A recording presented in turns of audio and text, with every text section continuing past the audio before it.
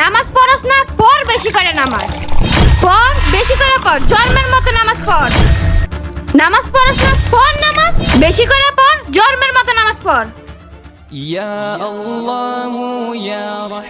কিরে আজকে মেয়েটা আমার নামাজে বিরক্ত করলো না, বিষয়টা কেমন জানি লাগতেছে।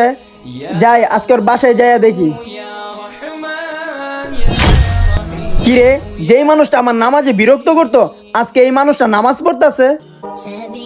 এই খাদিজা, তুমি প্রতিদিন আমার নামাজে বিরক্ত করতা, আজকে তুমি নিজেই নামাজ পড়তেছো, এটার কারণটা কি?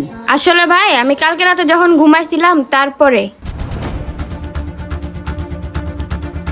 তুই জাহান্নামী, তুই মানুষের নামাজে বিরক্ত করিস, তুই আজকেই মারা যাবি, তুই জাহান্নামী।